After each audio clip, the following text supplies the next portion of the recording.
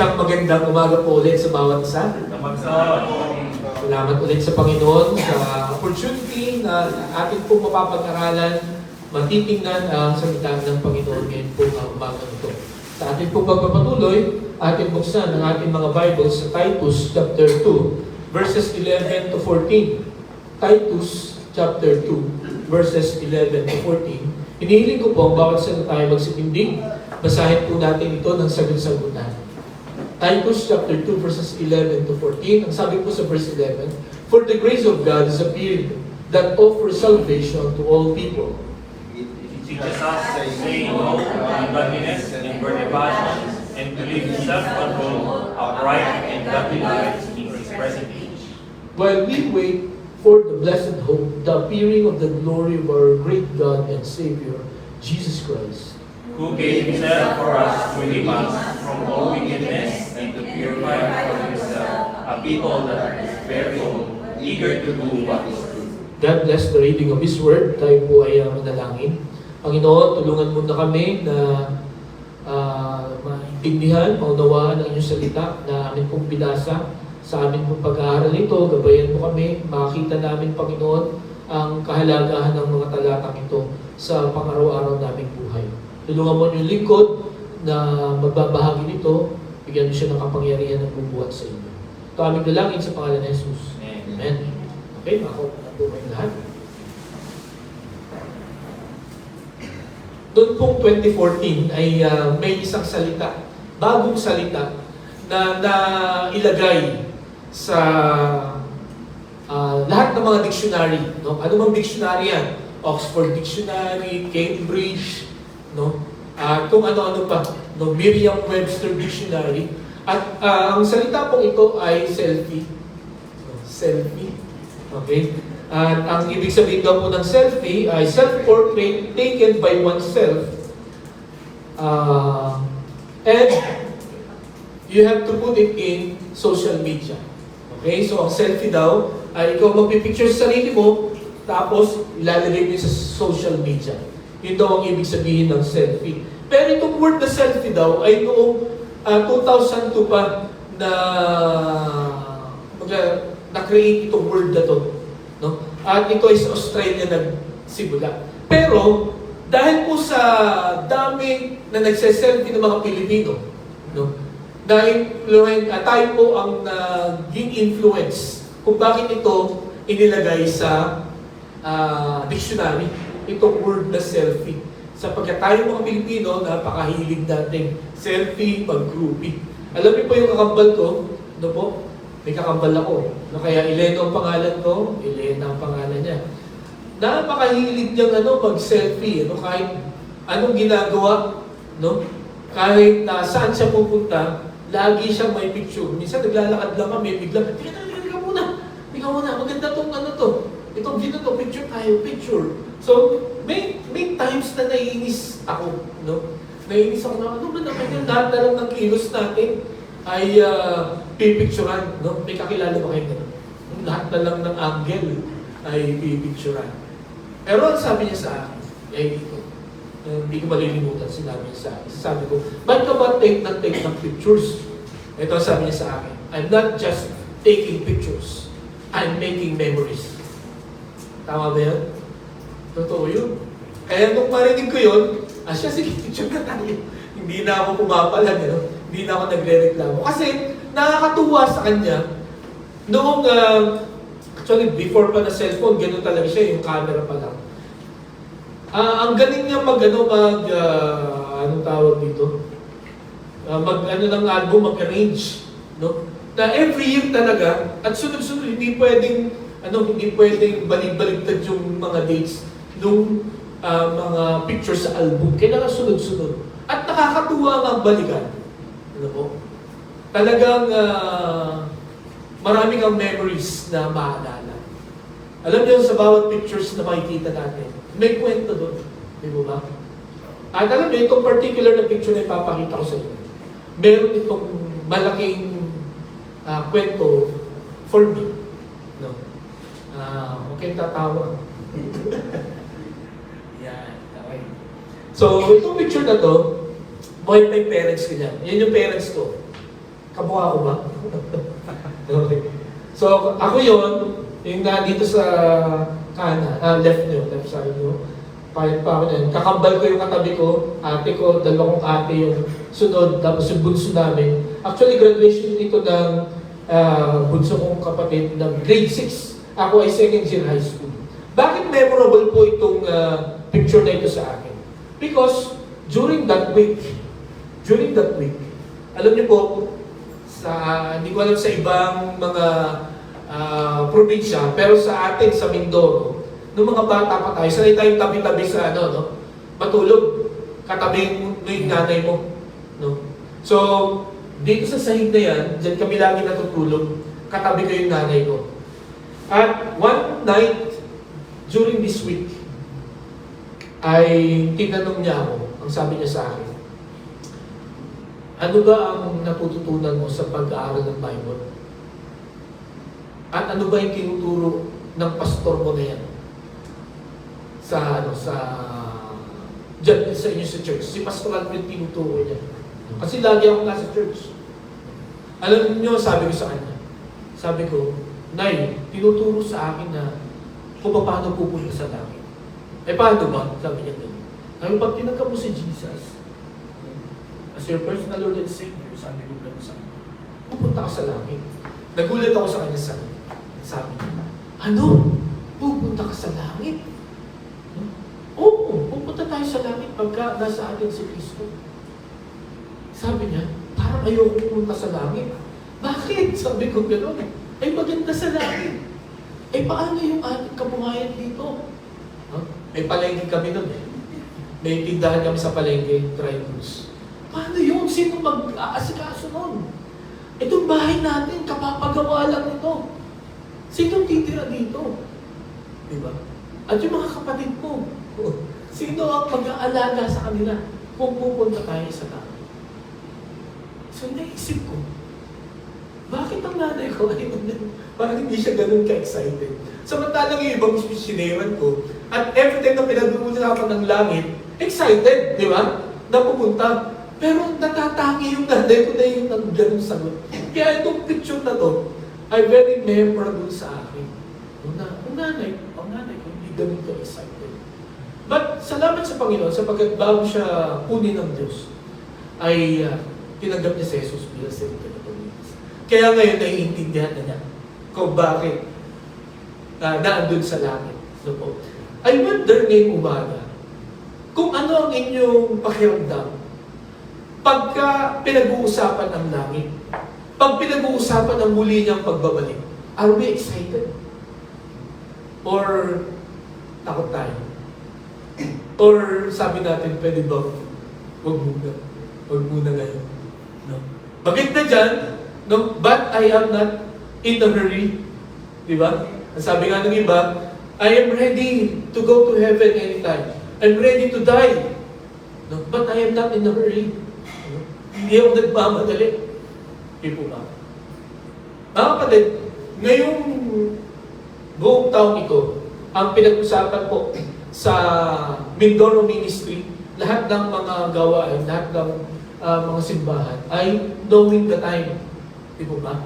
At pagka sinabi natin knowing the time, ito po ay ibinahagi ng pastoral last week at ito ang pinag-aaralan natin for the whole year. Yung time dyan, ang tinutukoy ay yung kapanahonan, hindi yung oras sa inyong mga relo, kundi yung kapanahonan. You should know what's happening in this period of time.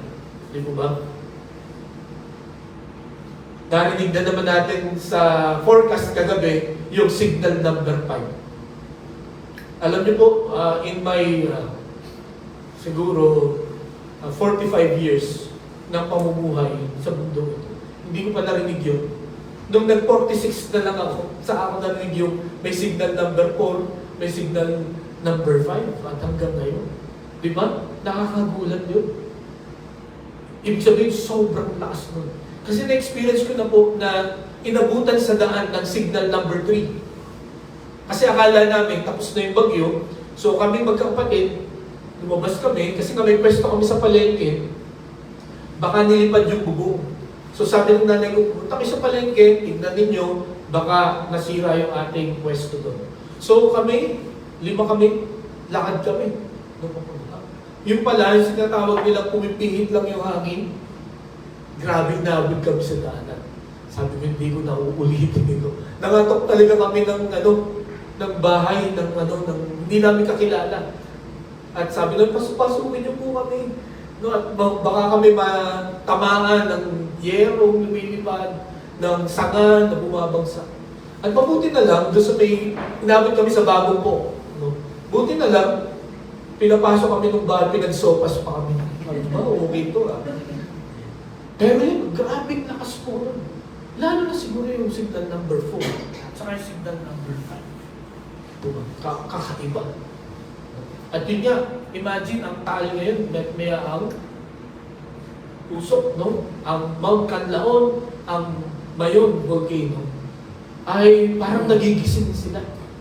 At makikita po natin iba-iba na ang mga lindol, no? Metmeyana, palakas ng palakas, at yung mga gera. Yung mga ating pong pinag-usapan na mga signs, no, na muli pagbabalik ng Panginoon, nakikita na po natin lahat. So we should know the time. And I hope ngayon pong November, no, alam niyo po ba na 38 days na lang, Pasko na, at 44 days na lang, tapos na ang 2024. No? So, ano na ang naituro sa atin, itong ating pinag-uusapan?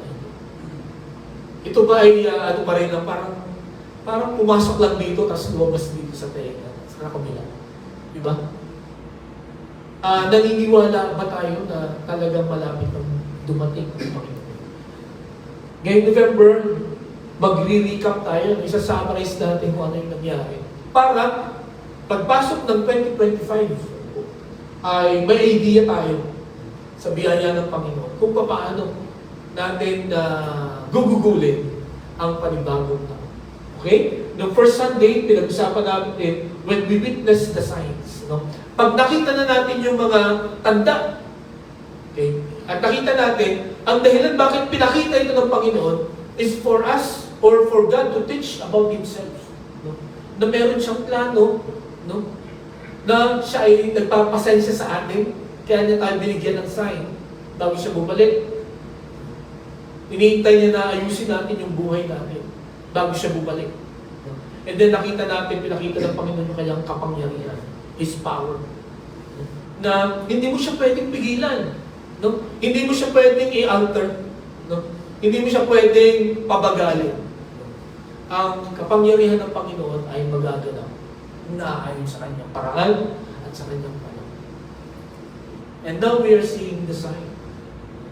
We are witnessing the signs. Kaya tayo po ay magdesisyon na sumunod sa ating pong Panginoon. Magtiwala sa Kanya. Because what He promised, He will do. He will fulfill. Okay? And then, nakita natin last week sa ating pong anniversary, working while waiting, now that we know the time. We need to do something. No? Hindi tayo magre-resign na sa ating mga trabaho, uupo na lang sa bahay. Hindi po yun ang gustong gawin ng Panginoon.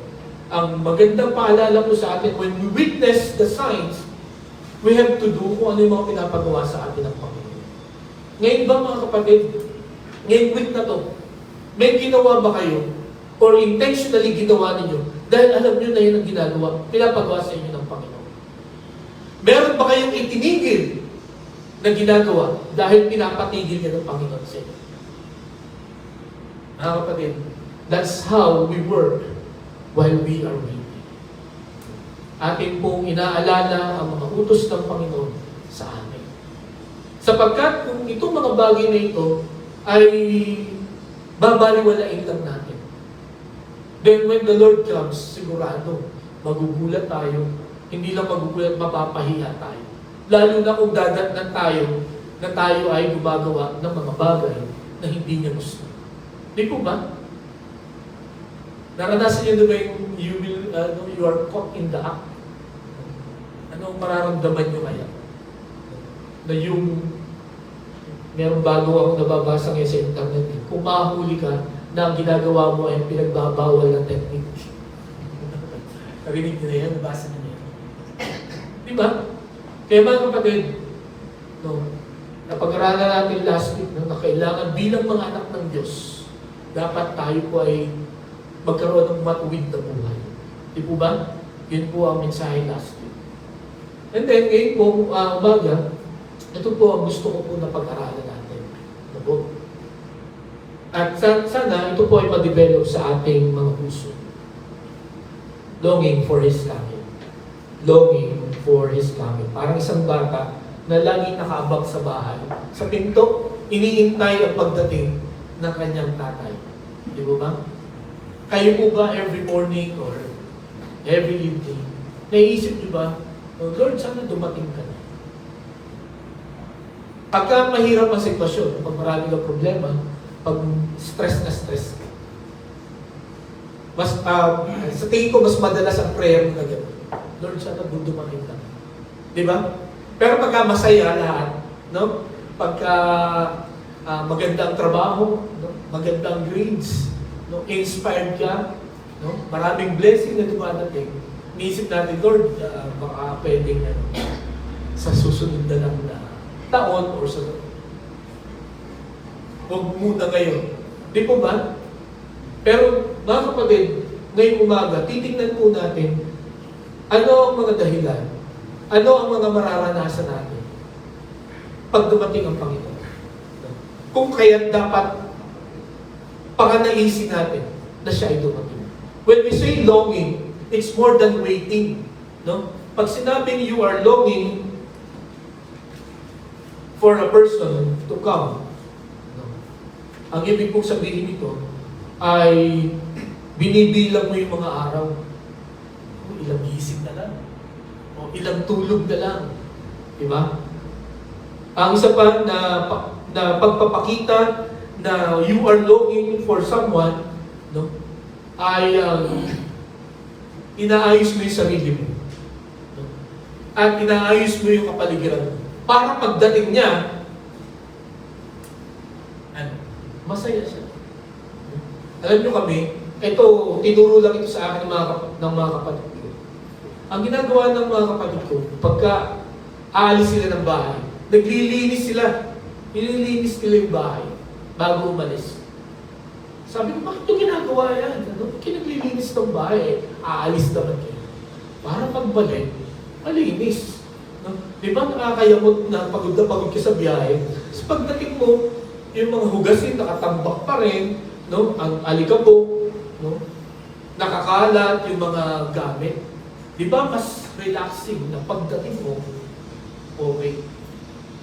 At yan din ang bilin lagi sa amin ng aming mga parents pagka sila ay luluwas. No? Mga taga Mindoro tayo, pag luluwas ng parents namin, lagi nilang sinasabi sa amin, pagbalik ko, dapat malinis na to. Dapat malinis na yan. Dapat nagawa mo na to. Di ba? Dahil pagka inabutan kami na hindi namin nagawa yun, no, pinapalaw kami, papagalitan kami, may parusa. Pero pag lagi namin ginagawa yung dapat namin gawin, may pasalubong kami. Kaya excited kami lagi pagka nagawa namin yung aming task. Okay? Ngayon umaga mga kapatid,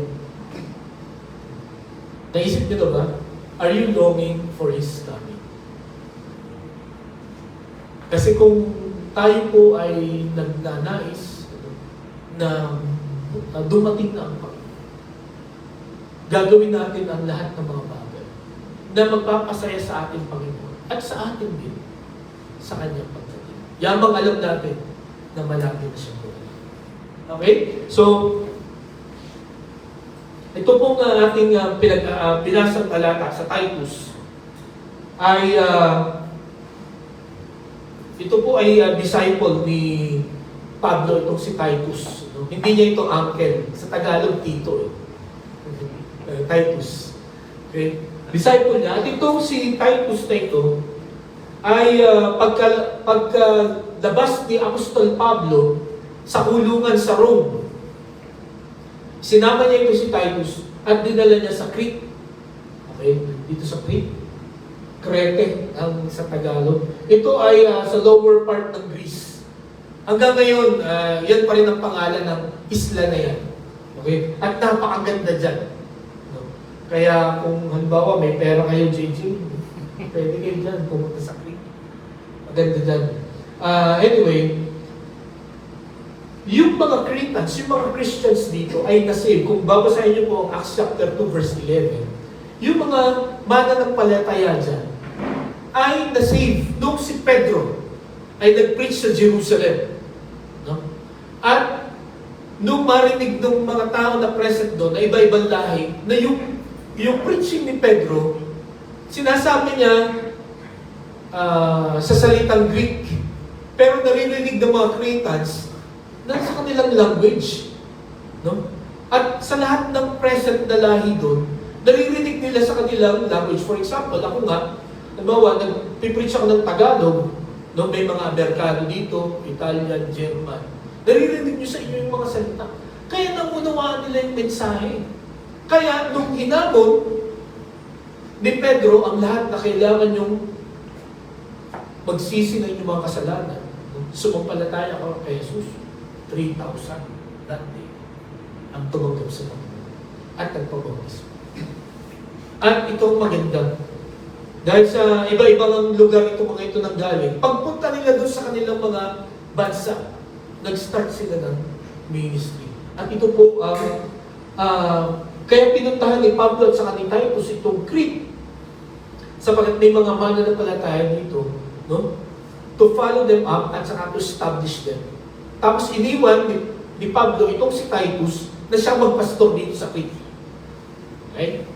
So, itong si Pablo, sinabi niya kung ano mga dapat mong ayusin, ano ang mga dapat mong ituro. At ang isa na dapat matutunan ng mga Cretan believers ay yung muling pagbabalik ng Panginoon. Sapagkat pag hindi yan alam ng mga mananampalataya, maliligaw sila ng landas. At yan din po ang dapat na maunawaan natin ngayon pong umaga. Kaya kung mapapansin niyo mga kapatid, ngayong taong ito, patatlong beses nating pag-uusapan ang muling pagbabalik ng Panginoon. Para, kumbaga hindi natin, halimbawa dumating ang Panginoon, hindi natin pwedeng sabihin sa Panginoon na, Lord, hindi mo naman ako pinalalahanan. No? Hindi mo naman ako in-inform. Hindi mo naman ako sinabihan. Nasabihan tayo. No? As I've said nga noong June, kung merong grupo ng mga mananampalataya na well-informed sa muling pagbabalik ng Panginoon, lalo na sa mga signs, tayo po mga Baptist. No? Lalo na tayo mga Christian Gospel Baptist Church. Lagi po itong dinidiscuss, itong muling pagbabalik ng Panginoon. Kaya mga kapatid, ano po? Yamang alam natin to, yamang laging pinapaalalahanan tayo, nawa ngayon pong umaga, mas ayos, mas tama po ang klase ng pamumuhay doon natin. Di po ba? Mas inaayos natin ang ating pong buhay. Mas nananalangin tayo, mas lagi tayong nagtitiwala sa ating pong Panginoon. So, ito po ang dahilan kung bakit sinulat po ni Apostol Pablo kay Titus, ito po ating talata na binasa. So, kung babalikan natin ang verse 13, sabi niya, while we wait for the blessed hope, the appearing of the glory of our great God and Savior, Jesus Christ. Okay? Gusto ko pong mag-focus lang tayo sa highlighted. No? The appearing of the glory of our great God and Savior, Jesus Christ. By the way, tandaan itong talatang ito, Titus 2:13. Kung may magsasabi, may mamimit kayo na tao na nagsasabing si Jesus ay hindi Diyos. This is, I believe, the best verse that tells us that Jesus is God. Sabi niya, the appearing of the glory of our great God and Savior, Jesus Christ. Okay? So, tandaan nyo na Philippians 2:13. Kung malimutan ko, ipaalala nyo rin po sa akin. No? Sorry. Ano sabi ko? Philippians? Okay, sorry. Titus. Yan, nalimutan ko na nga. Thank you sa paalala. Okay, so Titus chapter 2 verse 13. So, yan po ang pag-aaralan natin ngayon, the appearing of the glory of our great God and Savior, Jesus Christ. So ano po makikita natin buhat po sa mga talata ito? As I said kanina, meron po tayong apat na mararanasan when we long for the coming of the Lord Jesus Christ. Ang una, the glorious rapture. No? Mararanasan natin ang kamangha-mangha. Ano po? Na ang Tagalog sa rapture po ay pagdagit, pagkuha. Okay? So, ang sabi po sa 1 Thessalonians chapter 4, verses 16 to 17, basahin na po natin. Ready? Begin. For the Lord Himself come down from heaven with a loud command, with the voice of the archangel, and with the trumpet call of God, and the dead in Christ will rise first. After that, we who are still alive and are left will be caught up together with Him in the clouds to meet the Lord in the air, and so we will be with the Lord forever. Okay, mga kapatid, ito pong talatang ito ay napakahalaga na lagi po nating tandaan, huwag nating kalimutan. Sapagkat, ang sabi dito sa verse 17, and after that, we who are still alive and are left will be caught up. Yan ang ibig sabihin ng rapture, ano? Dadaginin tayo, kukunin tayo. Okay? With them in the clouds to meet the Lord in the air. Okay? Sa air. And so we will be with the Lord forever. So, imagine, ano, itong pangyayaring ito. At ang Diyos lang ang pwedeng makagawa nito. Tandaan ninyo ito. Pansinin niyo yung salita dito sa verse 16.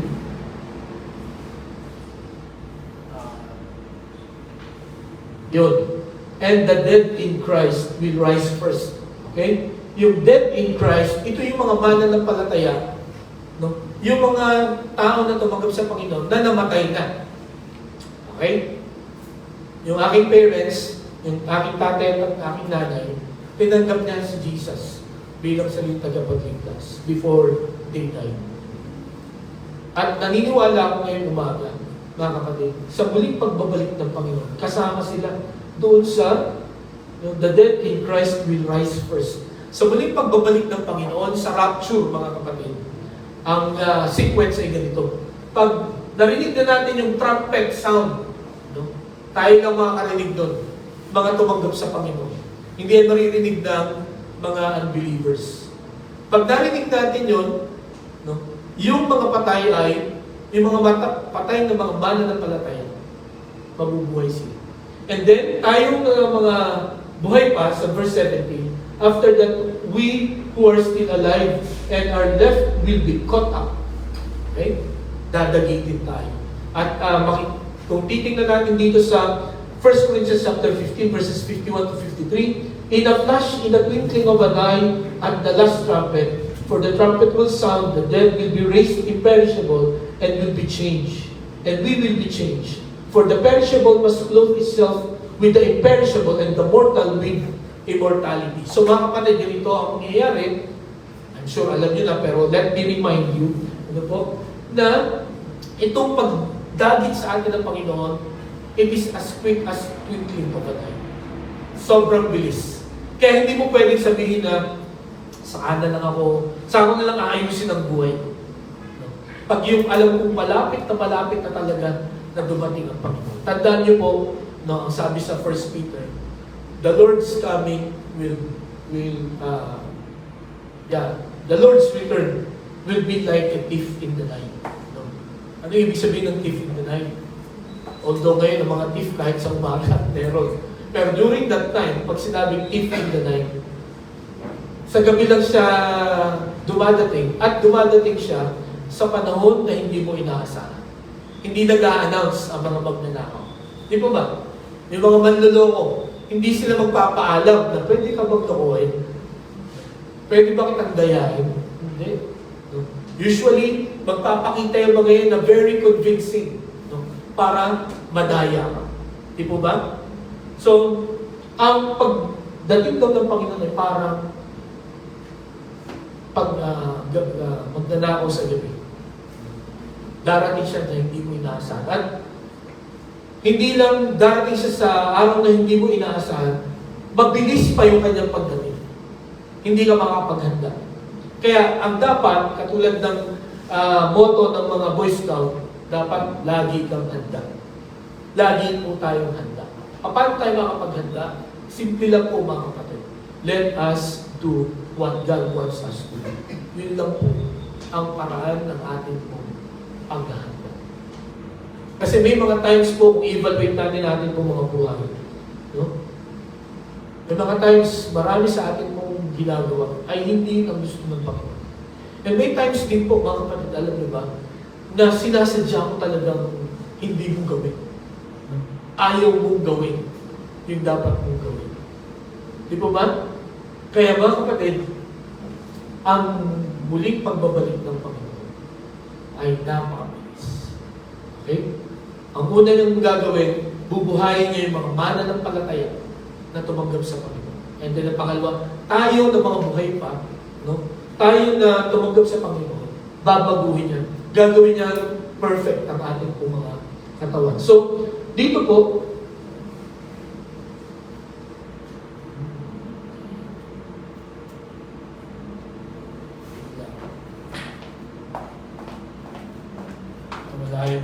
yun. Okay. Yeah. So, this is a glorious rapture because you will see the resurrection of the dead believers and the transformation of the living believers. No? So, mga kapatid, ngayong umaga, tayong mga buhay pa. Tayong mga buhay pa. We will be transformed from imperfection to perfection. So kung ano man ang mga issues natin sa ating mga katawan, sa ating mga itsura, ano man ang mga insecurities natin, in a twinkling of an eye, babaguhin yan ng Panginoon. Kaya all the more mga kapatid, we should look for His coming. Di po ba? Kasi sa panahon natin kung gusto nyo maayusin ang ating mga itsura, matagal, di ba? Sa 1 month, ganyan. Tapos, ang mahal. Yung liposuction, noong huling alam ko, ay 250,000. Siguro that was like 15 years ago. Ewan ko ngayon. Diba? So, imagine that, yung ganun kamahal. Tapos, marami pa tayong nababalitaan ng mga pumalpak. Diba? Yung paritoke ng ilong, no? Paritoke ng labi. No? Alam mo pagka yung may ritoke, no? Paritoke ng baba. Diba? Mahilig kami manood ng Korean novela. Kitang-kita namin yung artista na nagparitoke at hindi, yung natural. Yun ang mahal ng ginastos mo, pero hindi ka pa rin masaya. Minsan, lalo pang, sa halip na gumanda, lalong sumasama. No? Pero mga kapatid, sa muling pagbabalik ng Panginoon, we will be transformed. Aayusin ng Panginoon lahat ng pangit sa atin. Tatanggalin niya, papalitan niya ng bago at pinakamaganda. Kaya mga kapatid, sana, yun nga po, magkaroon tayo ng longing for His coming. Okay? Sapagkat ito po ang mangyayari sa bawat isa. Sa rapture, ang bilis lang, in a twinkling of an eye, mababago po tayo na. Kaya ano kayo mga itsura natin? Mga itsura ko. Pagka nag-rapture na. Diba? Okay. So, ang pangalawa po, na mararanasan natin, hindi lamang glorious rapture, but great rejoicing. No? Great rejoicing. Ewan ko kung naka-experience na kayo na yun talagang napakasayang experience sa buhay niyo. Parahin nung nakapasa kayo sa inyong exams, no? Di ba, ang saya mo nun? Basta meron kayong na-accomplish na isang bagay, masaya kayo. Ang nakakalungkot dun, ang dali lang mawala, matapos. Di ba? Pero itong kagalakan na ibibigay sa atin sa muling pagbabalik ng Panginoon. Tingnan po natin. Sabi dito sa Psalm 16:11, basahin niya po natin. Ready? Begin. You will show me the path of life. In your presence is fullness of joy. At your Right right hand hand are are pleasures pleasures forever. forever. When we are in the presence of God, ito po, pagka nakasama na po natin ang Panginoon, yung talagang physically, ito po ang ating pong ma-experience. No? Sabi niya, in your presence is fullness of joy. Hindi ko po kayang explain yan sa inyo. At wala sa palagay kong wala pa tao ang makapag-explain yan sa panahon natin. Sapagkat, ma-experience nyo lang yan, yung fullness of joy when you are in His presence. Okay?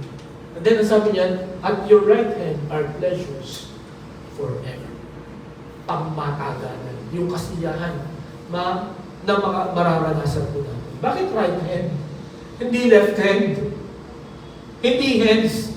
Sapagkat, pagka ginamit po sa Bible sa right hand, it is strong hand. No? So, naisip ko nga, hindi pala kaliwete ang Panginoon. Kanan pala siya. Anong tawag doon? Orthodox? Ano? Yung kanan lang? Di ba kaliwat kanan yun? Ambidextrous. Okay. Ang point ko dito ay, ito ang gusto ng Panginoon na maranasan po natin. Kaya na tayo ulit-ulit. No? For us to experience the fullness of joy. For us to experience pleasure, for 100 years, for 1,000 years, forevermore. Diba?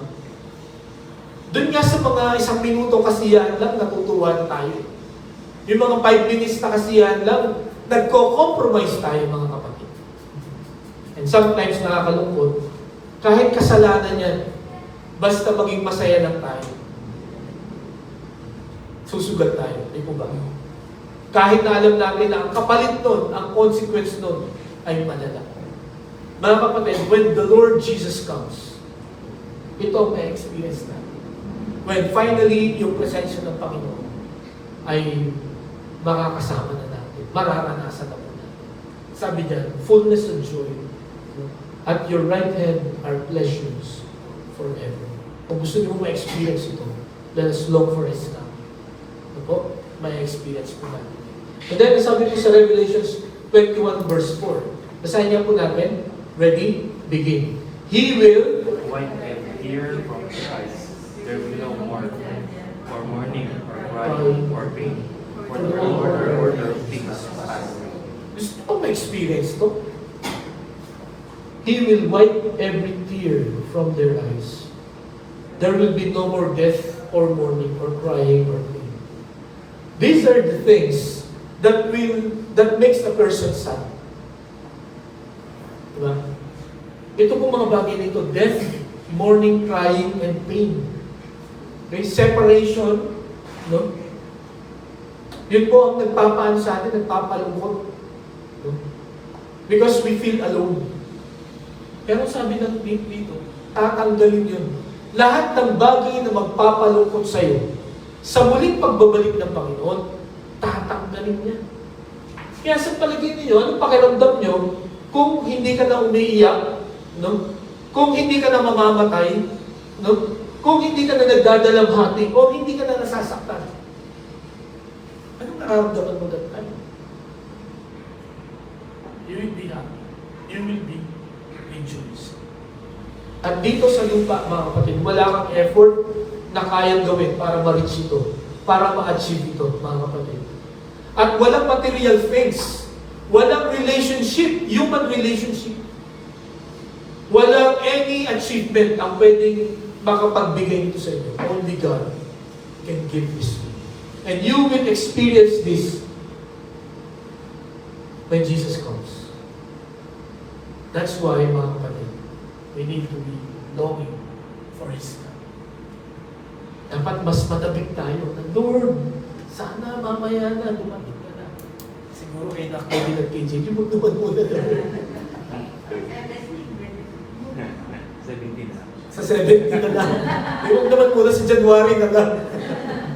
Right? But my point is this, sana may ganun po tayong attitude. Na every time na maririnig natin, no, mababasa natin ang muling pagbabalik ng Panginoon, ang ating pong puso is longing is longing for His coming.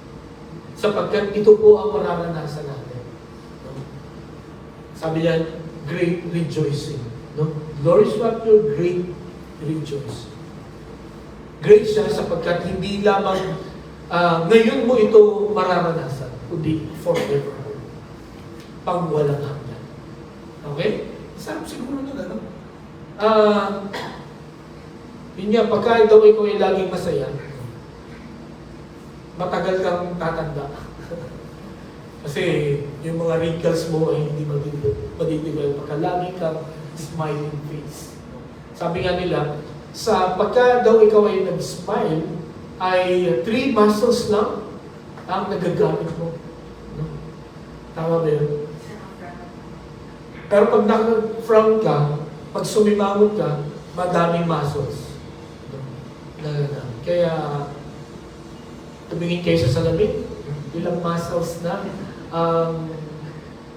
nagagamit ninyo everyday, ilang muscles. Okay? So, kung sakali man na ang dami yung muscles na nagagamit, pagdating ng Panginoon, ayusin niya. You will smile forever. Okay? So, salamat sa Panginoon dito. Pangatlo, dito pala, makikita natin, there will be rejoicing because magkakaroon po ng awarding ceremony or ceremony. Sabi po ng Panginoon sa Revelation 22 verse 12, "Look, I am coming soon. My reward is with me, and I will give to each person according to what they have done." Okay? Sa muling pagbabalik ng Panginoon, may dalang rewards, may dalang awards ang Panginoon. At ang kanyang pagbibigay ng award ay naaayon sa iyong ginawa. Hindi naaayon sa hindi mo ginawa. Kundi naaayon sa iyong ginawa. Kasi kung naaayon niya sa hindi mo ginawa, magkakaroon ng comparison. Magkakaroon ng inditan. Pagkagin. Parang, ay, buti pa siya. Ang dami niyang ginawa. Ako hindi ko nagawa yun. Pero ang reward ng Panginoon sa bawat isa, ano yung ginawa mo? Ngayon, mga kapatid, ano ang ginagawa natin for the Lord? Sa muli kayang pagbabalik ng Panginoon, sa awarding ceremony, ano kaya yung mga rewards na kanyang, ng kanyang ibibigay sa atin? Yung mga matatanggap natin. Lagi ko po itong sinasabi, sapagkat may mga ganitong thinking ang mga mananampalataya. Ganito. Ay ako, basta makapunta ako sa langit, okay na. Yung rewards, sa inyo talaga yan. Parang, maganda rin namang attitude yun. Pero diba, sa basketball, okay din ang kasama ka sa championship team kahit bangko ka, diba? Bench warmer ka. Pero diba mas maganda kung ikaw yung MVP? Kung kasama ka sa medical 5. Maganda rin naman kung kasama ka sa ikaw yung most defensive player. Diba? Or 6-man or maganda yung may award ka. Di mo ba? Masaya. Nung si Jen po ay tumakbo siya sa sumama siya sa takbuhan. How old are you? When you 8 years old. Doon po sa Switzerland. Sumama siya, takbuhan. At siya ang muling dumating sa takbuhan na yun. Pero nagulat kami, may medal siya. May medal siya. At alam niyo po, bakit siya binigyan ng medal? Most resilient, hindi umaayaw. Di ba? Paano kung nag-quit na siya sa kalagitnaan? Pero siya. At ang gustong gawin ni Jen, suotin niya yun everyday. Sabi ko, hindi, ano lang yan. Ngayon lang yan dapat suotin. Hindi, suotin ko ito everyday pagpasok sa klase. Diba? Nakakatuwa, pagka may award ka. Diba? Okay yung finisher ka lang, pero yung may award ka, kahit na anong klaseng award ka, nakakatuwa yun. Mga kapatid, may ibibigay na reward ng Panginoon sa atin. At ito yung dapat mag-excite sa atin. Ano kaya yun? Diba? At mga kapatid, kung sa oras na ito, iniisip mo, ako baka wala akong award. Ano dapat natin gawin? Kaya nga, pinapakita sa atin ng Panginoon itong mga signs na ito for us to do what we need to do. Kasi sabi ng Panginoon, your reward will be based according to what you have done. So gusto mong maraming award, anong dapat mo gawin? Di ba?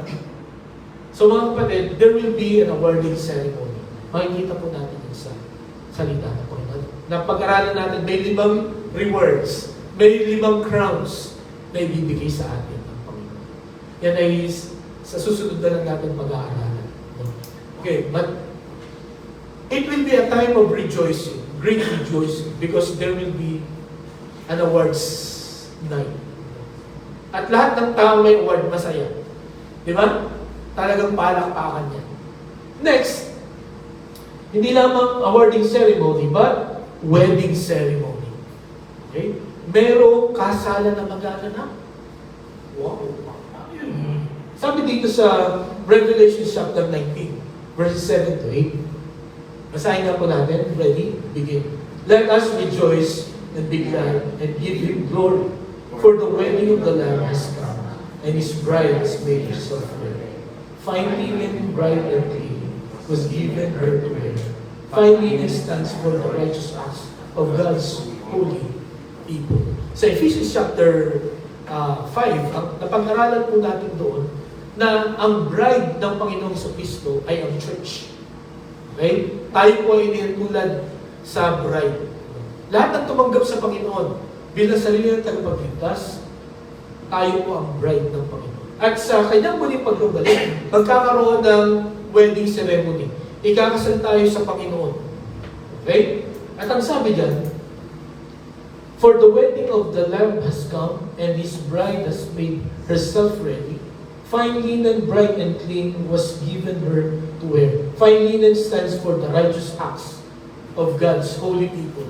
Yung holy people dyan, ito po yung mga tayo na tumanggap sa Panginoon. Sa mata ng Panginoon, bagamat tayo dito sa lupa, ay maraming ginagawang kasalanan. But because of Jesus Christ, who was in us, ang tingin sa atin ng Panginoon ay banal. Because of Jesus. Not because of what we have done. At sa ating pong muling pagkikita ng Panginoon, yun nga, papalitan tayo ng perfect, ng katawan ng Panginoon. Perfect, holy. Kaya tayo po yung holy people na yan, na dinamitan ng fine linen, bright and clean. Okay? At yung fine linen, bright and clean na pala yun pala yung mga ginawa natin mabuti. Kaya ngayong umaga mga kapatid, ito magandang pag-isipan natin. Kung darating ang Panginoon ngayon, yung kayang ginagawa natin ngayon for the Lord, ito kaya ay magdudulot ng fine linen, bright and clean. Yung ating kaya ginagawa para sa Panginoon. Pagka dumating na yung kasalan, ano kaya suot natin? Is it fine linen, bright and clean? Tandaan natin, yung fine linen and bright and clean, yun yung righteous acts. Okay? So kung maayos ang ating kung ginagawa natin ang gusto ng Panginoon, ang susuotin natin sa wedding, sa langit, ay fine linen, bright and clean. Okay na po ako? So mga kapatid, again, ang paalala, ano po ang ginagawa natin for the Lord? Ano ang mga activities natin ginagawa? Pagising pa lang natin sa umaga, hanggang sa gabi, pagtulog na, ano po ang ating ginagawa? Ano ang laman ng ating isip? Ano ang ating mga sinasabi? Ano po ang ating mga ikinikilos? Ito po kaya ay magbibigay sa atin ng fine linen, bright and clean. Okay? So, meron pong wedding ceremony. Kaya, masaya ang muling pagkikita natin ng Panginoon. At lahat po ng wedding so far na na-attendan ko, masaya. May mga umiiyak, hindi dahil sa nalulungkot sila, kundi tears of joy. At ngayong December 16, makakakita ulit tayo na masaya ang kasalan. Di ba? Right? So, merong great rejoicing because of the wedding ceremony. And I hope wala pong hindi makakasama dito. Because all of us was given a chance to be here. At ang makakasama lang sa wedding ceremony ito ay ang mga tumanggap sa Panginoon bilang sariling tagapagligtas. Okay po? So, ang pangatlo, there will be grand reunion. You will experience a grand reunion. Mahilig ba kayong umattend ng mga reunion? Ako mahilig akong umattend. Although may mga tao na ayaw nila umattend. No? Kasi sabi nila, naku, payabangan lang yan. No? Naku, hindi naman ako accomplished katulad nila. Kakawawain lang ako. Narinig ko yan sa iba kong mga klase na ayaw umattend. Pero mga kapatid, yung pagbabalik ng Panginoon is something to long for. No? Bakit po? Sapagkat makikita mo yung mga, lalo tigit yung mga loved ones mo na namatay na tumagal sa Panginoon, makikita mo sila. Okay? Sabi po dito, sa 1 Thessalonians chapter 4, verse 16 to 17, ang sabi dito, the dead in Christ will rise first. After that, we who are still alive and are left will be caught up together with them. Yung with them po doon, napansin niyo yung with them? Yung with them dyan, yan po yung mga dead in Christ. Okay? Ibig sabihin, magkakasama-sama tayo. At alam niyo po ba, kung titignan niyo itong context nitong 1 Thessalonians chapter 4, bakit ito sinulat ni Apostol Pablo? Sapagkat nag-worry yung mga mananampalataya. Ang sabi nila, anong mangyayari doon sa mga loved ones ko na tumanggap sa inyo? Anong mangyayari sa kanila? Sapagkat meron nagtuturo sa kanila na walang resurrection. Hindi totoo yan. Yung mga namatay, forever na yun, hindi mo makikita. Pero, binigyan sila ng panibagong turo ni Apostol Pablo. Yung mga namatay na sumampalataya sa Panginoong katulad mo, mabubuhay sila ulit. Magkikita kayo ulit. Di mo ba? Sabi ko sa inyo noon, itong pagdating ng 50 years old ko, ang dami kong mga naiisip. Marami akong mga reflections na hindi ko naman ito nagagawa o naiisip before. Dahil siguro bumabagal na yung metabolism ko, bumabagal na yung pagkilos ko dahil na rin siguro sa mga nararamdaman. Pero alam nyo, ang very significant na napapag-usapan namin magkakapatid. Namimiss namin yung aming parents. Ako, personally, hindi ako expressive na tao pagdating sa mga magulang. Kasi bata pa ako nung nawala sila. Pero nagtataka ako. Sabi ko, parang gusto ko makausap ang nanay ko. Gusto ko makausap ang tatay ko. Mahilig kaming mag-record ng boses sapagkat yung ate ko po ay nasa Germany. So ginagawa namin ng mga bata kami, hindi sulat, nagre-record kami ng boses. At gusto ko marinig. Gusto ko marinig. Yun nga, naisip ko. Sana marinig ko ulit ang mga boses nila. Merong ginawa yung ate ko na CD. Kasi nakita nila yung mga cassette pa doon eh. Tawag mo cartridge. So, transfer nila sa CD. So narinig ko, pero matagal na. Kaya lang, nasira na siya. So yung mga ganun episode sa akin na parang I want to talk to my parents. Kaya lang ngayon, dahil sa wala na sila, wala na akong makausap. Pero ito, napakaganda ng paalala ng kanyang salita. Na yung mga mahal mo sa buhay na tumanggap sa Panginoon, makikita mo sila. Makakausap mo sila. At this time, ang maganda, pag nagkita kayo ulit, wala na silang sakit. Kasi kaya sila namatay because of sickness. Diba? Yun yung last picture mo sa kanila. May sakit sila. Pero this time, pag nagkita kayo, perfect na ang inyong mga bata. Diba? Nakaka-excite yun. At yung iba pang mga nauna sa atin. No? Mga kilala na mga mananampalataya na nauna na sa atin. By the way, yung mga Old Testament saints ay hindi pa sila mabubuhay dito. No? After 7 years pa sila bubuhay ng Panginoon. That's according to Daniel. Pero still, no? Still, pagka ikaw ay nakasama dito, after 7 years, makikita mo yung mga Old Testament saints. No? Makikita mo na si Elijah, makikita mo na si Enoch. Yan yung mga gusto kong ano po. Kasi yung mga hindi namatay, si Enoch at saka si Elijah. Makikita mo na kung ano yung tsura ni Moses, ni Abraham, ni David, at nung iba-iba pang mga Bible characters. Di po ba? That will be a grand reunion. At ito po ang pinakamahalaga na tao na dapat niyong makita. Sabi dito sa 1 John chapter 3 verse 2. Basahin nga po natin. Ready? Begin. Dear friends,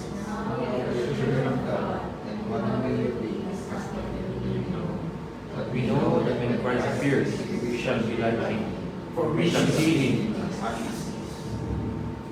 Jesus is there. Makikita natin ano ba talaga ang itsura ng Panginoon Jesus. Kung kayo po ay manunood ng, sa Netflix at saka sa YouTube, marami pong mga documentary doon, no? Na sinasabi nila, ito talaga yung mukha ni Jesus. At dahil sa computer age ngayon, parang na ano nila, parang na, anong tawag dito, parang na do-drawing nila kung ano talaga yung literal face ng Panginoon Jesus. Kaya lang, merong isang documentary doon na akala mo yun na nga yung itsura. Pero later on, sinabi nila no, na hindi talaga yun. May nagsabi lang na yun, pero hindi talaga yun. Hindi mo talaga, hinayaan talaga ng Panginoon na walang makakuha ng picture ng Panginoon Jesus. Kasi alam na kung bakit. Sapagkat kung meron, sigurado, no? Yun ay sasampahin ng mga tao. Yun ay dadasalan ng mga tao. Eh, ang putos ng Panginoon, huwag kang gagawa ng kahit anong image, no? Na sasambahin mo, no? Hihingan mo ng tulong. Only to God directly. Ang sabi ng Panginoon sa Matthew chapter 5, pumunta ka sa room mo, doon ka mag-pray, no? At yung Diyos na, yung Ama na hindi mo nakikita, yun ang sasagot sa iyo mga prayers. Okay na ba? Gusto ng Panginoon na we pray directly to Him. Kung walang image. Kasi ang gusto ng Panginoon, by faith, ang ating pong pagdapit sa Kanya. So mga kapatid, sa pagdating ng Panginoon, makikita talaga natin yung tunay na itsura ng Panginoon Jesus. Di ba exciting yan? Ano talaga yung itsura niya? Ito bang mga pictures na to? Kasi nakakapagtaka doon sa mga lumalabas niya, iba-iba itsura. Maniniwala ako siguro kung pare-pareho. No? Yung nakita ng mga taga-Japan, taga-Korea, taga-Africa, kung pare-pareho ang kanilang nakita. Kaya lang, yung mga nakita nila ay based, no, sa kanilang imagination. At yung imagination nila ay based sa kanilang lahi.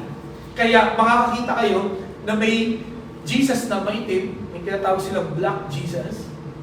Merong Japanese Jesus. Diba?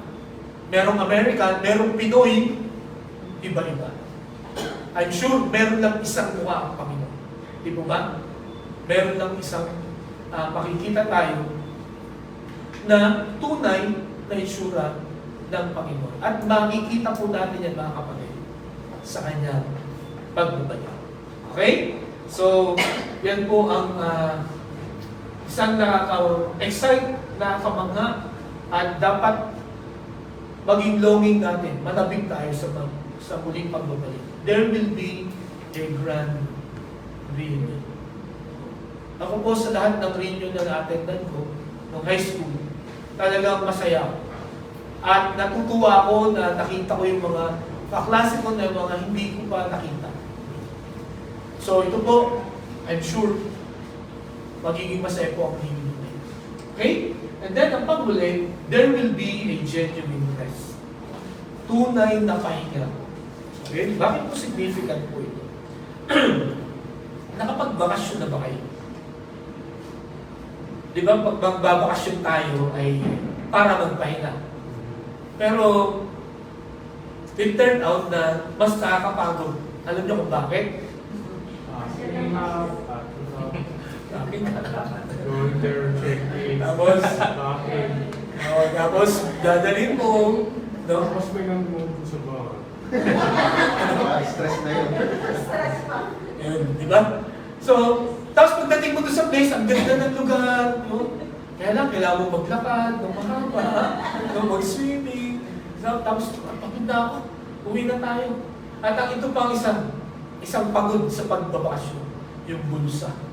Di ba? Pagod yung bulsa natin sa pagbunot natin ng mga gastusin. So, in reality, iniba mo lang yung lugar mo.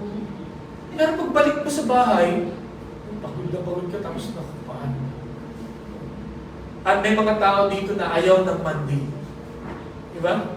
Ayaw ng Monday. Weekends, diba nakakapagpahinga. Pero Monday, as much as possible, ay sana huwag dumating.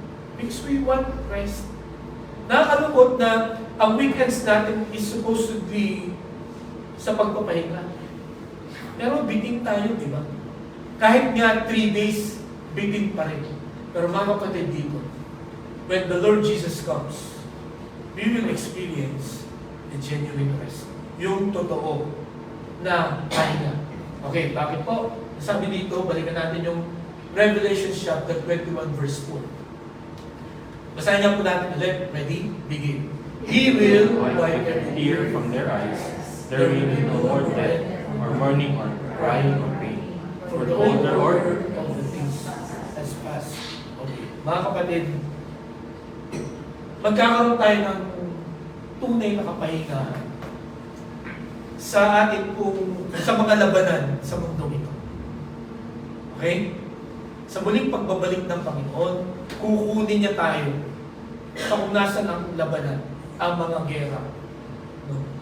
Kukunin niya tayo at pagpapahingahin niya tayo sa laban natin sa ating mga insecurities, no? Sa ating mga inabilities, limitations. Pagpapahingahin niya tayo sa sicknesses. Diba? Sa mga kalamidad, katulad ng bagyo. At lalo tigit sa kasalanan. Lagi, alam niyo po ba na everyday na ikipaglaban tayo unconsciously sa kasalanan? Sa mga desisyon na ginagawa natin. Tama ba ito o mali? Diba? At kahit na piliin natin yung mali, may struggle pa rin. No? Kasi ang job no, sasabihin niya, tama ba yung Tama ba yung desisyon mo? Katulad kagabi, no? Nagpe-pray ko po na ika-cancel ko ba itong ating gathering ngayon kasi nga baka biglang ang lakas ng bagyo pala or hindi. Di ba? At ang iniisip ko, kaya hindi siguro ako masyadong nakatulog, ay paano kung nandito na kami, as biglang lumakas ang ulan, bumaha, na stranded kami dito. So siguro, parang sabi ko, sisisigo siguro sa hindi ko. Hindi mo nakinig sa forecast. Di po ba? Yung mga ganung mga bagay na mga isipin, mga kapatid, sa pagbalik ng Panginoon, kukunin niya tayo sa mga ganung stress sa buhay. No? Yung ganung mga pangamba, no? Yung mga ganung problema, kukunin niya tayo. No? Kaya, mga kapatid, makapahinga na tayo ng maayos. At ang nakakatuwa sa pahinga ito, it will be forever. Hindi ito 2 weeks lang or 2 days lang. Hindi ito weekends lang or holidays. This genuine rest will be forever. Wala nang gera tayo makakaharap. Yung mga imperfections natin ay wala na. Okay? Yung mga problema natin sa pera, no? Yung problema natin sa sakit, wala na po yun. Mararanasan po natin ang total rest. Kaya, napaka-exciting po ng muling pagbabalik ng Panginoon. Sa atin po, ako, itong edad na ito, hindi ko na-expect na, yun nga, marami akong mararamdaman na pain. No? Sa ganitong edad. May mga arthritis na, tinatawanan ko lang dati yung mga teachers ko, na pagka-absent sila, kaya sila absent dahil inaatake ng arthritis. Or masakit na yung bewang, hindi na makalakad na ayos. Parang sa isip ko noon, parang hindi kayo na-experience, pero ngayon, na-experience. At yung mga stress everyday, yung mga pangangailangan mo everyday, di ba, nakakaano yun? Nakaka-stress. Pero sa muling pagbabalik ng Panginoon, wala na. Sabi niya, the Lord will wipe every tear from their eyes. No more death, no more mourning, no more crying, or no more pain. Kung may pain ka na nararamdaman yun sa muling pagbabalik ng Panginoon, it will be gone. It will be unknown. Kumbaga sa dictionary, wala na yung mga words na yan sa muling pagbabalik. That's why we need to be longing sa pagbabalik ng Panginoon. Salamat sa Panginoon last week. Siguro kayo rin ay nakasaksi nito. Itong ating kanta, dalawa, ay napakaganda ng tunog sa biyaya ng Panginoon. Pero kung mapapansin ninyo, at sa kahit anuman na performance, napapansin nyo ba na ang haba ng preparation? Di ba? Imagine ito, 4 minutes lang, at parehong 4 minutes lang po ito.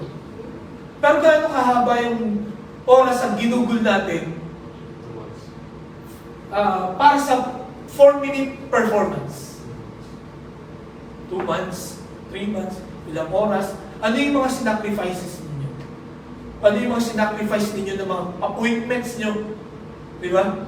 Or sacrifice nyo na dapat rest day ninyo, pero dahil sa may practice, ay pupunta.